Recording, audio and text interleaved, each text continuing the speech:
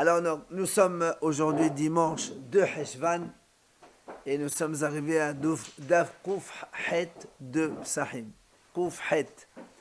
Alors, on est à peu près 15-16e ligne. On a dit dans la Mishnah, on a dit que même un pauvre d'Israël, il doit s'accouder le soir de Pessah.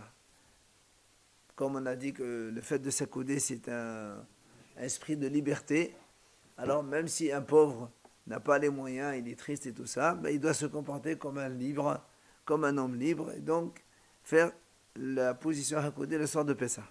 Etmar, l'Agmara dit, Massa sarich hasiba, marot en sarich hasiba. L'Agmara nous dit, voilà, pour manger la matzah, il faut s'accouder sur la gauche. Par contre, pour le maror, on n'a pas besoin. Alors, la raison, elle est simple. Achille a dit, puisque la matzah, ça représente la sortie d'Égypte, la délivrance, donc on est libre, c'est pour ça qu'il faut s'accouder. Le maror, lui, ça rappelle l'amertume, donc on ne va pas s'accouder pendant l'amertume. C'est tellement simple. Yaïn, maintenant, pour le vin, quand on boit les 4 verres, est-ce qu'il faut s'accouder ou pas? Etmal mishimed al-Rahman, Sadeh Hasiba. Vêtements Mishimed Rav Nachman, en Sadeh Hasiba. Alors, il y a des Hachamim rapportés au nom de Rav Nachman, il faut s'accouder. D'autres Hachamim, ils ont rapporté au nom de ce même Rav Nachman, il ne faut pas s'accouder. Alors, comme on a donc deux positions opposées, Vela Pleri, Habetate Kaseramai, Habetate Kasebatrai. Et en vérité, il n'y a pas de mahlokat. Parce que Rav Nachman lui-même, il a dit, une fois il a dit il faut s'accouder, une fois il a dit il ne faut pas s'accouder, mais en fait, pour lui c'est les 2 premiers vers et les 2 derniers vers.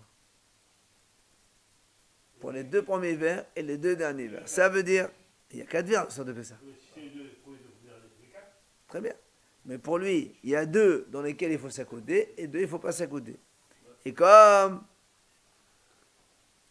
Amdelali Haïgessa et Amdelali Haïgessa. Maintenant, on n'a pas dit lesquels. Alors certains ont dit, c'est les 2 premiers qu'il faut s'accouder, les 2 derniers non. Et d'autres disent non, c'est les 2 derniers qu'il faut s'accouder et pas les 2 premiers. Et la Gemara ramène les 2 arguments. Amnela le haïgessa. Première donc possibilité.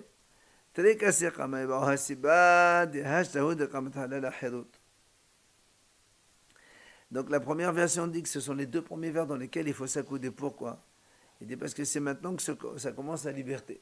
Quand on commence à faire les douches, les 4 vers, c'est ça, c'est les signes de la sortie d'Égypte. Donc c'est la liberté.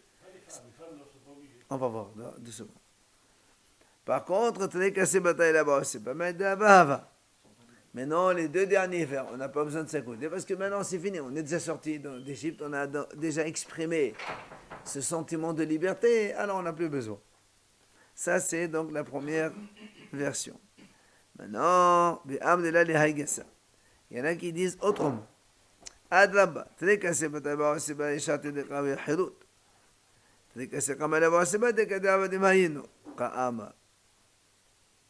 l'autre, elle dit non. Ce sont les 2 derniers vers dans lesquels il faut s'accouder, parce que c'est dans les derniers vers il y a la liberté, parce qu'on fait on fait le halal, on a fini, donc on mange la matzah, tout ça. Mais dans les 2 premiers vers, on était en train de dire Avadim Hayinu, les Farabim Israël. Donc on est en train de raconter qu'on était encore esclave, alors il ne faut pas encore s'accouder. Maintenant, la Gemara conclut.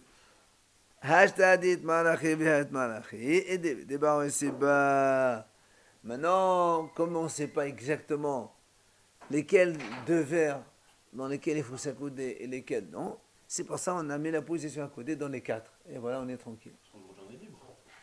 Non, mais on n'est pas libre aujourd'hui, on est en galoute, monsieur. Mais on ne parle pas d'aujourd'hui, on parle de l'expression de liberté de la sortie d'Égypte. D'accord? Donc voilà pourquoi aujourd'hui, nous aussi, on s'accoude sur la gauche pour les 4 vers du Sed. Alors la Gemara dit Prakdan la Shemeh Siba. Prakdan, c'est-à-dire que si quelqu'un il s'accoude, mais il est sur le dos, il s'allonge sur le dos. C'est ça Prakdan. Ça ne s'appelle pas Siba. Ça ne s'appelle pas s'accouder sur la gauche. Ce n'est pas valable. Hein? C'est dangereux. De voir comme ça, c'est dangereux. Bah oui, parce que ça peut faire une fausse route. Hasiba termine. Là, shema hasiba. Le fait de s'accouder sur la droite aussi, ça ne s'appelle pas accouder. Si quelqu'un s'est accoudé sur la droite, c'est pas valable, il faut recommencer sur la gauche.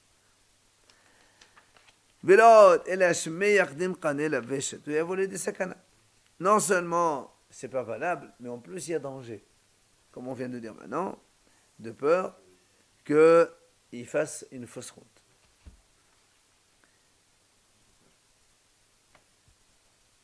Alors, Rachid a expliqué que quand on a dit donc la raison pour laquelle il y a danger, c'est pour la position comme ça allongée en arrière. Que là, Rachid a expliqué, il a donné un peu de détails, il a dit puisque le cou il est en arrière comme ça,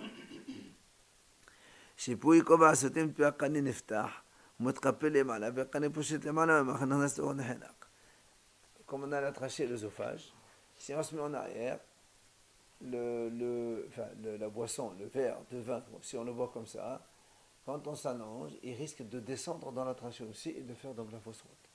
C'est pour ça qu'il ne faut pas s'accouder, donc il ne faut pas s'allonger en arrière sur le dos. Ça ne... Où tu vas Niftah? Niftah. Il s'ouvre. Alors, Isha etzel ba'ala la baya sibba. Une femme devant son mari n'a pas besoin de s'accouder. Par contre, si maintenant c'est une femme importante, elle doit s'accouder sur la gauche. Une femme n'est jamais libre en fait. On n'a pas dit libre, on a dit importante. C'est quoi et c'est important? Parce qu'elle n'est pas libre, c'est ça? Nos amis internautes. Hachamim ont dit pourquoi la femme n'a pas besoin de s'accouder? Tout simplement parce qu'elle est soumise à son mari. Certains ont voulu plaisanter aujourd'hui, disent ce sont les hommes qui n'ont pas besoin de s'accouder. Stop.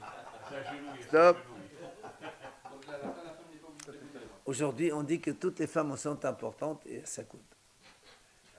Même si elle est l'hiver. Qu'est-ce que ça change? Non. Aucun problème.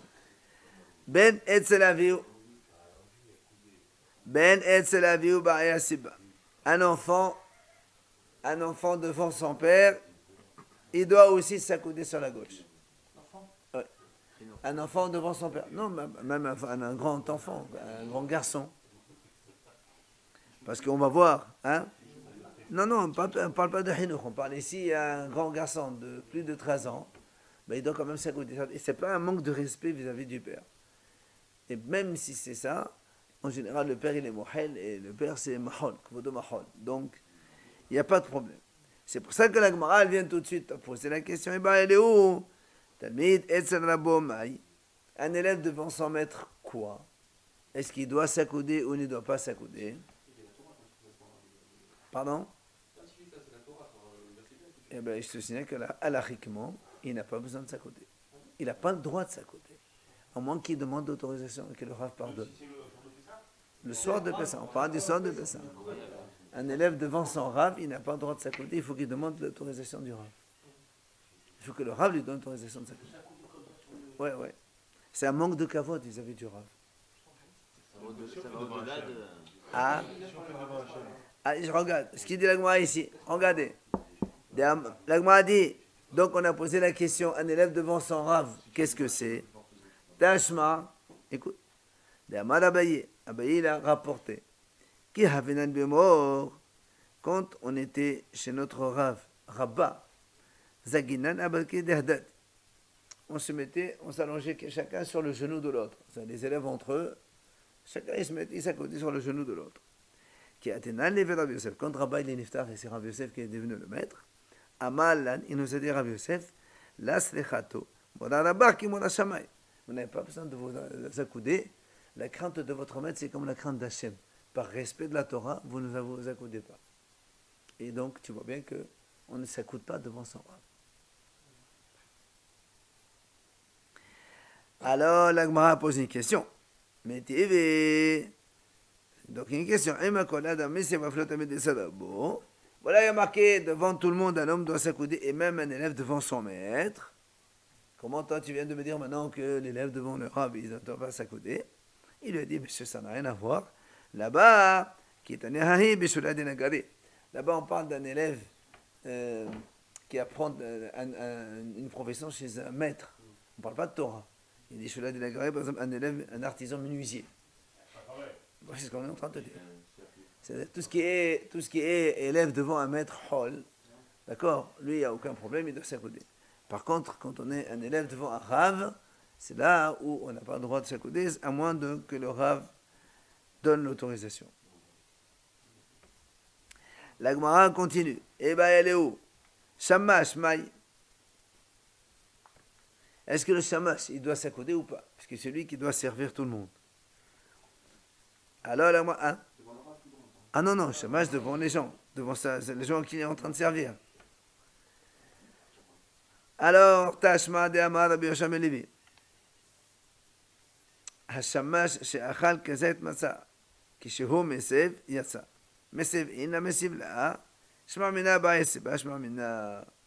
Alors il dit, le shamash qui a mangé kazet matzah, s'il s'est accoudé sur la gauche, il s'est acquitté de son devoir. S'il ne s'est pas accoudé, il n'est pas yotse. Et donc tu vois bien que il doit le faire. Mais c'est la Torah qui nous demande de nous accouder, non? Et c'est la Torah aussi qui te demande de respecter la Torah. Chaque juif, il s'y tient. Chaque juif, il est obligé de le faire. Et c'est la Torah qui te demande de respecter la Torah. Et si déjà moi je fais devant Hachem, plus forte raison que si le Rav il fait devant Hachem, plus forte raison que les hommes ils peuvent faire devant un autre homme. Oui, mais il y a quand même le respect du Rav. C'est pas qu'à vous de s'allonger devant un Rav. On demande de le faire. On demande de faire pour Hachem. Mais Hachem te demande aussi de respecter ton Rav. Tu as deux commandements, un côté de l'autre, et l'un emporte sur le deuxième. Tu marches avec toi dans la rue, tu ne dois pas marcher à ton niveau. Marcher derrière. C'est marqué, il faut rester un petit peu, un tout petit peu en retrait. Continuons, nous sommes à la dernière ligne. ואמר רבי יהושע בן לוי, נשים חייבות בארבעה כוסות, הללו.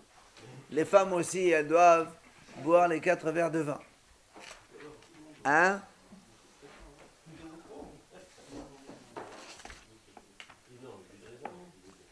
Oui, mais enfin, il faut quand même boire 4 verres. Quelle est la raison? Puisque c'est une mitzvah tracée chez Asma Grama, donc normalement elles sont dispensées. Chez Avhen Hayou Betohanes, non, pas le verbe, non. Chez Avhen Hayou Betohanes, comme les femmes faisaient partie prenante du miracle de Pesach, puisque nous on dit Bishut Nashim Satraniot Nir'alu Avotenu Misraim. Donc c'est grâce aux femmes que nous avons été libérés, alors les femmes prennent une part importante et donc elles sont obligées de boire les 4 verres. Amar Shmuel, pardon. Il a dit Rabbi Yehuda au nom de Shmuel. Arba'a kosot halalu sadir shiye bahen kidem zirat kos yafe. Ces 4 verres-là, il faut qu'il y ait de quoi servir un bon verre. Rashi, il a expliqué c'est quoi, de quoi servir un bon verre. C'est une idée qu'on a déjà vue avant. C'est que le vin de l'époque, on mettait un quart, on rajoutait 3 volumes d'eau pour faire un verre de vin buvable. Donc comme il faut boire avec Vérit, 86 millilitres, donc il faut diviser par 4, ça nous fait exactement 21,5. Donc il faut 21,5, donc un quart de Vérit vin pur, pour rajouter 3 quarts d'eau, enfin 3 volumes d'eau, et que ça fasse la vérité. C'est ça, Mézirat Kos Yafé. Mais non, aujourd'hui, le verre de vin pur, tu peux le boire. Non, mais est-ce qu'on peut faire ça? Ah, pas du tout. Le 3. Mais ça, parce qu'après, tu auras plus d'eau que de vin et tu ne peux plus faire boire un verre Geffen. Comment on fait ce calcul-là? De toute Tu façon, fais mal dans le verre, quand tu fais ça, le verre. Je répète, pour épurer un Geffen, il faut qu'il y ait plus de vin que d'eau. Point. D'accord, mais si tu mets plus de vin que d'eau dans le verre, le reste tu mets de l'eau. Comme un gros plat. Si ton vin, il est pur vin, oui. Mais si le vin, on met un peu d'eau dans la bouteille déjà avant, il y a un problème. je comprends qu'on nous enseigne ça. Parce qu'on a qu'à me dire directement, le verre il va faire très vite, après que je passe mon trafic. Non, on ne te demande pas de faire du trafic. Non, on ne te demande pas du trafic, on te donne déjà une image de ce que c'était à l'époque. Et comme à l'époque c'était ça, lui il n'a rien dit. Lui il a dit, c'est quoi les 4 verres? C'est de quoi servir un bon verre. Combien je dois boire? Combien je dois boire? Des verres. Tu sais comment? Non. Si tu dis des verres, tu vas dire, il faut que je boive des verres. Tu dis, non monsieur. Les verres, sache-le, c'était l'époque comme ça. Un quart de verre et 3 quarts d'eau. Et le 3, ça vient de là, qu'on fait nous, le 3, 1, 2, 3. Ah non, ça n'a rien à voir. Non.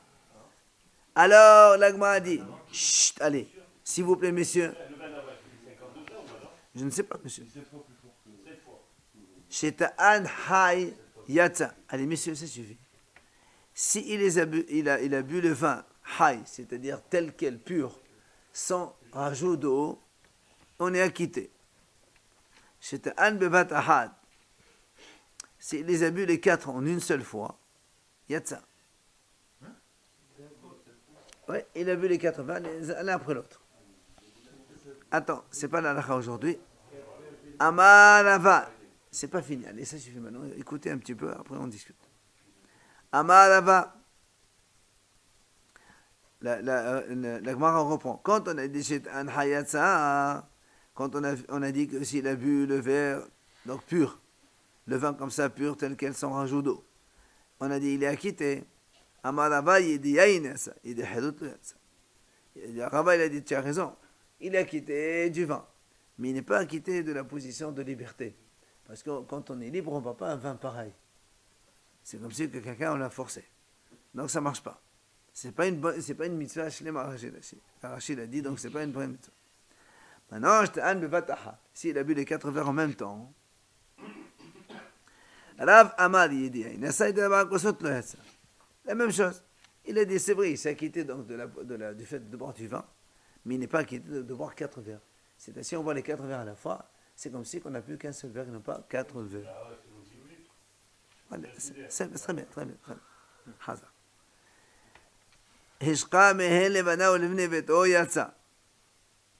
Si maintenant il a donné à boire à ses enfants, donc au membre de sa famille, eh bien il est quitté. Rabbi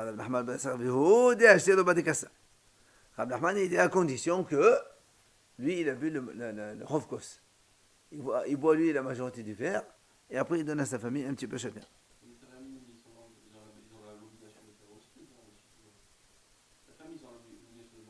C'est vrai, mais imagine que tu as un grand verre, par exemple, dans lequel tu mets plein, et après chacun il boit le chérot. C'est faisable. Ouais, mais le truc qu'on dit, on met un verre chacun. Sinon, alors on fait une douche comme tous les vendredis soirs. Non, mais si quelqu'un n'a pas, il n'a pas plusieurs ustensiles, tu remplis un grand verre, tu bois des verres et tu donnes à chacun des verres, quel problème? C'est pas interdit. Il n'a pas. Alors, mettez, on va poser une question. Al-Barak ou Sotalalo, ça n'est chez Ibrahim que des verres. Halal cela. Oui, ces 4 verres-là, il faut qu'ils aient tous les vérités.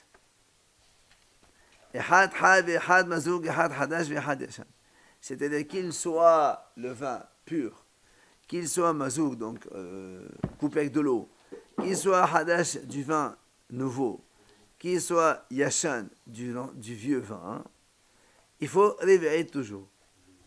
La Biouda Omer, Sadeshi Botam Umar Iyain. Rabbi Yehuda dit, il faut non seulement tout ça, mais il faut qu'il y ait au moins un goût de vin et l'aspect de vin. Ça veut dire, donc on va voir après, je crois qu'il va le dire, oui. Il faut qu'il y ait donc la couleur rouge. L'aspect, c'est l'aspect du vin. Ça, c'est donc, la Gemara, donc, elle retient l'idée, alors la Gemara dit, on voit ici, c'est marqué, la Braïta a dit, dans chaque verre, il faut qu'il y ait des vérités. Comment ça se fait que Shmuel, il a dit, non, il a dit au début Kosiafik, tu mets le quart et tu rajoutes 3 quarts pour faire la vérité. Là, on voit que c'est marqué la vérité. Et nous?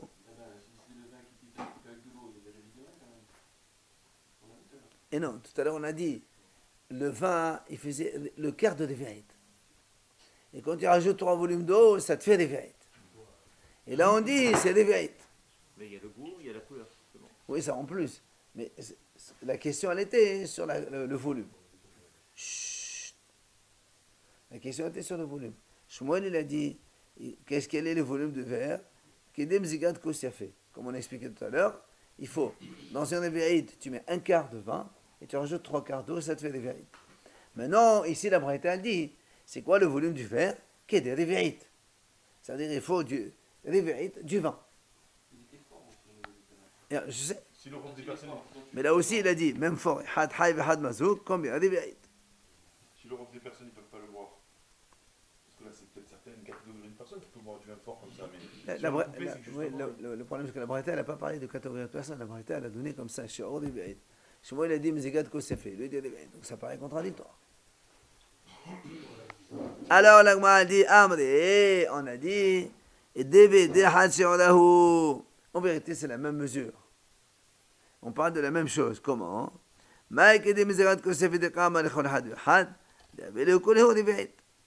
En fait, le premier, il parlait pour chaque verre. Comme il y a 4 verres.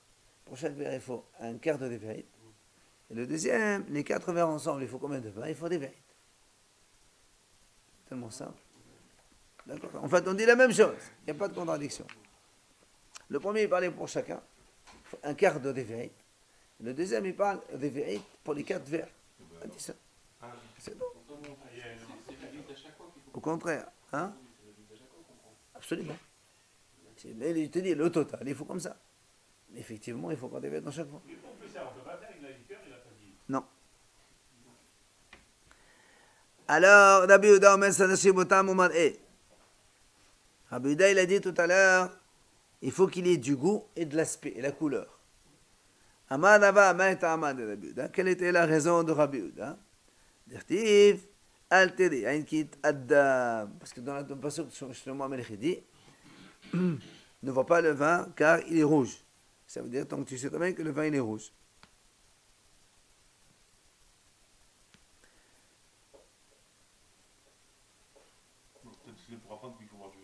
C'est ce qu'on est en train de dire. C'est ce qu'il a dit. D'où tu sais que c'est.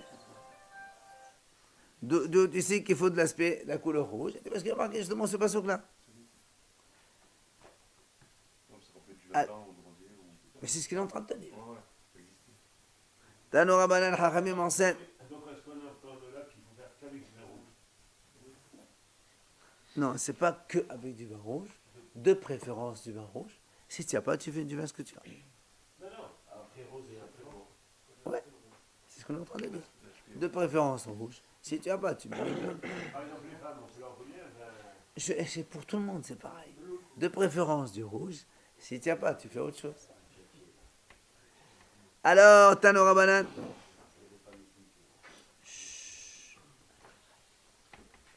Hachamim nous enseigne.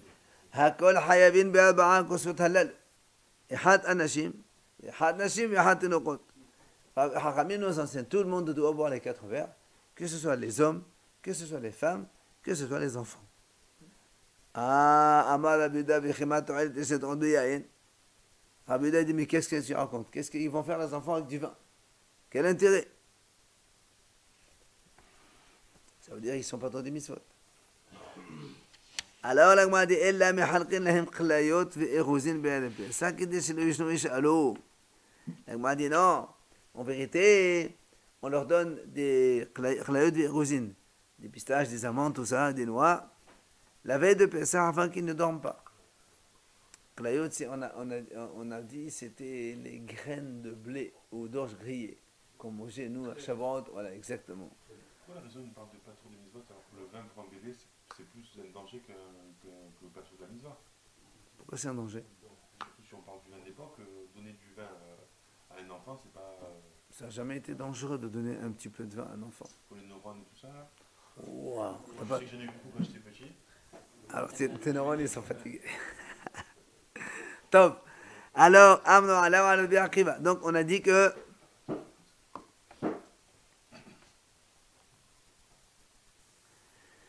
Donc il a dit que pour les enfants, on leur donne ça pour ne pas qu'ils dorment, qu'ils puissent assister au cèdre et qu'ils posent des questions. Enfin, ça les étonne. Des graines, de bombes, enfin des discrets. Voilà, c'est une façon de les maintenir. אמנו עליו על רבי עקיבא, שהיה מחלק כליות ואחוזין לתינוקות בעד, parce que כדי שישנו ישאלו. Justement, on a rapporté l'histoire de Rabbi Akiva lui-même qui il distribuait donc des graines grillées, plus des noix et tout ça, aux enfants, la veille de Pessah, comme ça, ils ne dorment pas, ils posent des questions. Tania Rabbi Eliezer Omer, חוטפין מצות בלילי פסחים, בשביל תינוקות שלא ישנו. Alors, חוטפין מצות, c'est-à-dire on arrache les matzot le soir de Pessah pour que les enfants ne dorment pas. Alors, il y a ici, Rashi nous donne deux interprétations. Ça veut dire quoi? On arrache les matzot. Regardez Rashi. Hotin matzah, marbihin et takara b'shvit tenachot shish'alu. C'est ce qu'on fait nous quand on prend le plateau et on tourne. Parce que quand tu prends le plateau, l'enfant il dit mais pourquoi tu prends le plateau? On va manger, pourquoi tu l'enlèves? Et donc c'est comme ça, c'est ça manishtana. Pourquoi on mange pas? Maintenant ça c'est première explication. Mais Ededim Faresh, il y a un Hacham qui explique non. Hotfin matzah, ochlin maher. Il dit Hotfin matzah c'est quoi en fait? Ça veut dire on mange rapidement pour permettre aux enfants donc de rester réveillés, donc de poser des questions. Parce que l'intérêt c'est que les enfants posent des questions. Donc on ne tarde pas trop. Et Rachid dit et cette version me paraît principale, vu que on nous apporte tout de suite Rabbi Akiva, le témoignage de Rabbi Akiva, qui donnait aux enfants donc non, ce qu'on va voir dans la Breta, comme quoi Rabbi Akiva, on va voir. Si vous voulez, on revient à la Gemara 2 minutes après, on passe à Rashbam. Tania, dans la 6e ligne. Voilà donc le témoignage qui, un petit peu, il appuie ce qu'on vient de dire. On dit à propos de Rabbi Akiva, quand Rabbi Akiva il faisait un cours, jamais il a dit on arrête le cours. Jamais il a dit allez, ça y est, c'est bon, on arrête. Sauf la veille de Pessah et la veille de Kippour. Pourquoi? Il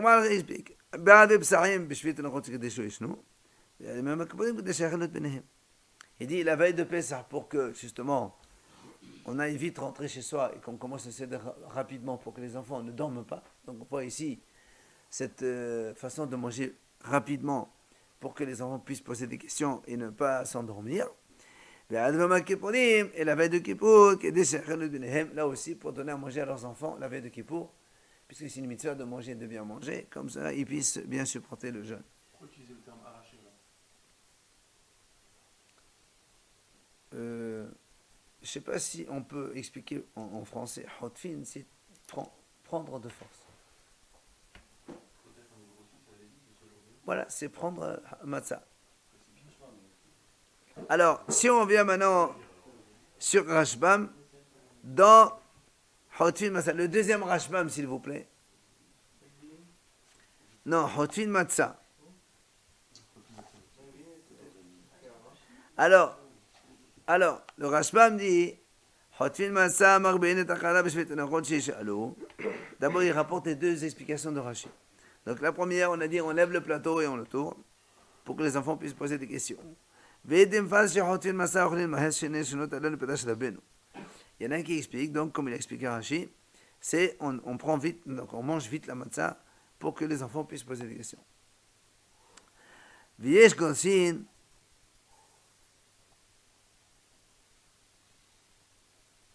matzot, c'est quoi matzot? Marbihin et akara shishba masa umadot shintavshin.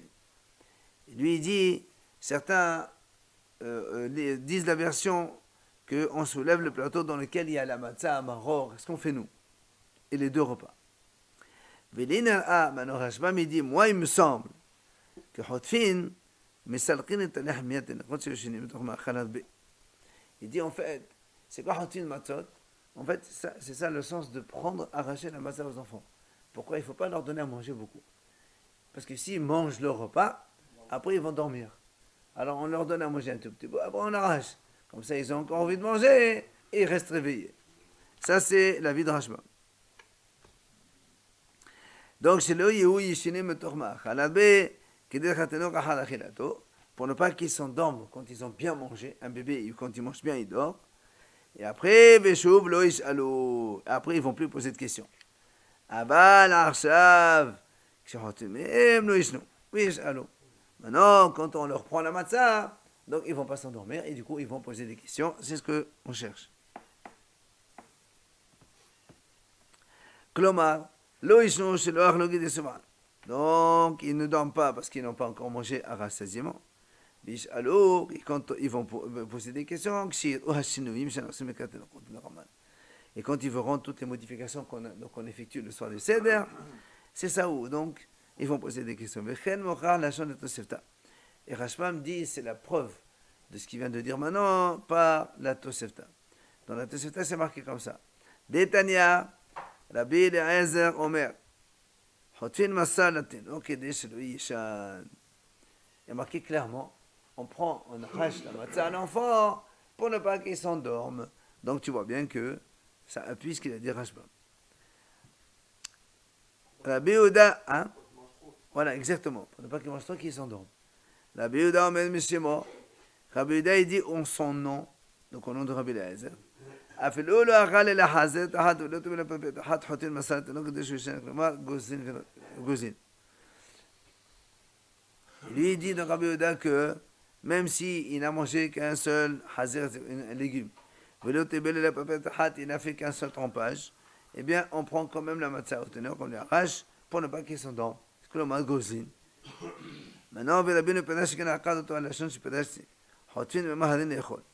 Il dit Rashbam, on a vu tout à l'heure dans Rashi que Rashi a dit la preuve que c'est son explication qui est bonne quand il a dit on mange vite pour permettre aux enfants de rester réveillés, c'est par l'histoire de Rabbi Akiva qu'on a vu. Que Rabbi Akiva a dit que tout le temps il n'a jamais dit on arrête le cours pour aller rentrer à la maison, sauf la veille de Pessah pour ne pas justement que les enfants dorment. Donc tu vois bien qu'on va vite manger. Maintenant il dit Rashbam, pardon, ורבינו פירש שכן עקד אותו השם בדש החוטאים מהדין לאכול תוכנה עד באחיו בטלה. ויקל לממד אגב לממד כמה קדוש ישן, כמה יתנה מן העומדת באחיו עד חיש ישנו. Il dit, mais on peut dire, des agav dada, on peut dire que c'est en fait parce que Rabbi Akiva, il voulait, donc la Gemara, elle voulait montrer que c'est pour ne pas qu'il dorme qu'elle a apporté cette histoire de Rabbi Akiva. وتم لنين ربي الازر ايدي لحطمنا تنقض حاشا فمعاد يشنو. En vérité, on peut avoir, il dit la Rashbam, on peut avoir les deux explications. Soit la première, celle de Rabbi Eliezer, donc on leur prend la matzah justement pour ne pas qu'ils dorment, pour la même raison. Quand ils n'ont pas fini de manger complètement, donc ils ne vont pas dormir, ils vont poser des questions. Mais Rabbi Akiva, il dit la même chose aussi, on mange vite, pour qu'ils posent des questions. En fait, on a les deux mêmes idées.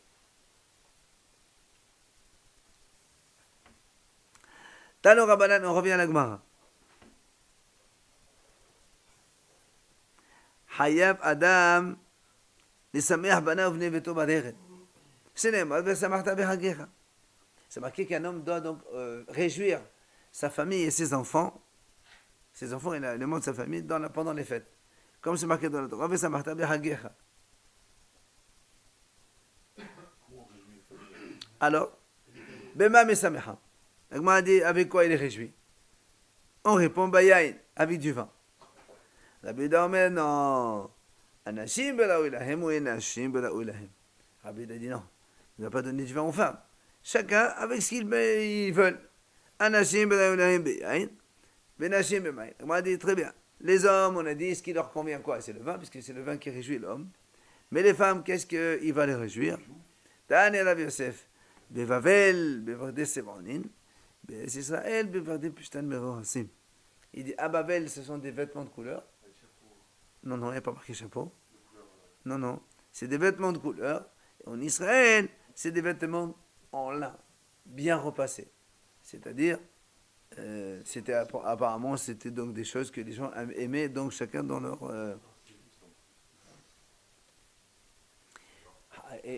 On dit, c'est marqué dans la Gemara Ta'anit là-bas que quand on parle de vêtements lavés et tout ça, qu'à Bavel, ils ne pouvaient pas repasser leurs habits.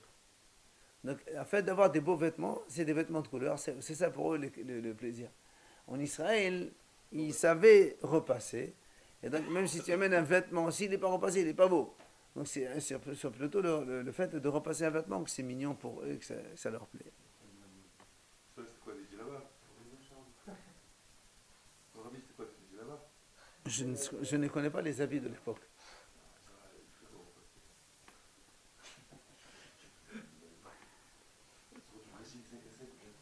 Alors, s'il te plaît. Tania, on a vu. Tania, la Bible de Omer. בזמן שבית המקדש קיים אין שמחה אלא בבשר. Quand il y avait le Beth Amikdash, il y avait donc la joie qu'avec la viande, pardon. Il y avait la viande, puisqu'on mangeait la viande dans les corbanotes. Mais, שנאמר וזבחת שלמים ואכלת שם. וזבחת לפני השם נכסה, c'est un pasuk. C'est marqué וזבחת, tu feras donc les sacrifices devant Hachem. Après, tu manges et tu te réjouis. C'est le pasuk qui le dit clairement. Donc, on se réjouit en mangeant la viande des corbanotes. Maintenant, עכשיו שאין בית המקדש קיים, maintenant que le Beth Amikdash il n'y a plus, אין שמחה אלא ביין שנאמר ואין שמח לבב אנוש. Il dit maintenant que le Beth Amikdash n'existe plus, donc on n'a plus la possibilité de se réjouir de la viande. Alors la joie, qu'est-ce qui réjouit l'homme? C'est le vin tout simplement. Hein? L'alcool, quoi.